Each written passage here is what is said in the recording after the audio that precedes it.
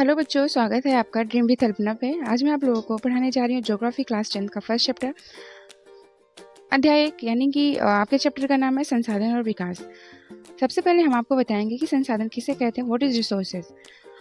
आप जानते होंगे कि वे सभी वस्तुएं जो मानव की आवश्यकताओं को पूरा करती हैं और हमारे प्रकृति में उपलब्ध हैं, जिनका उपयोग किया जा सकता है, वे क्या कहलाते हैं? रिसोर्स यानी कि संसाधन कहलाते हैं। संसाधन को 4 भागों में बांटा गया है। पहला, उत्पत्ति के आधार पर, समाप्त होने के आधार पर, स्वामित्व के आधार पर और विकास के आधार पर। सबसे पहले हम जानेंगे उत्पत्ति के आधार पर।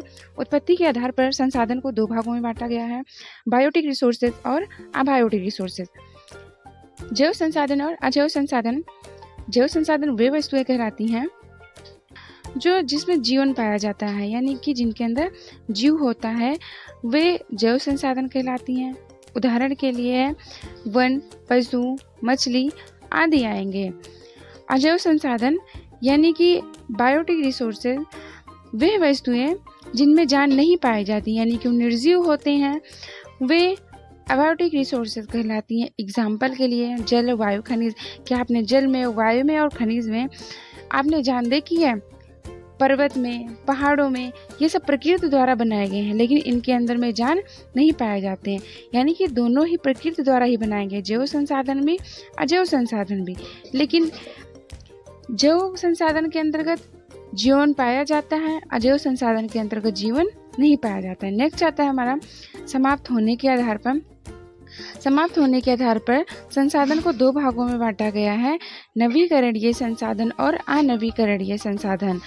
जिसमें से नवीकरणीय संसाधन वो होते हैं जिनको हम पुनः प्राप्त कर सकते हैं, जैसे सौर ऊर्जा और पवन ऊर्जा। अनवीकरणीय संसाधन वो होते हैं जो एक बार समाप्त हो जाता है, उनको जल्दी से प्राप्त नहीं किया जा सकता है, यानी उनको बनने में लाखों करोड़ों वर्ष लग जाते हैं। उदाहरण के लिए कोयला और पेट्रोलियम आता है। स्वामित्व के आधार पर संसाधन को 4 भागों में बांटा गया है। सबसे पहले बताते हैं कि स्वामित्व के आधार पर कहने का मतलब जिस पर किसी न किसी का अधिकार होता है, वही कहलाता है स्वामित्व।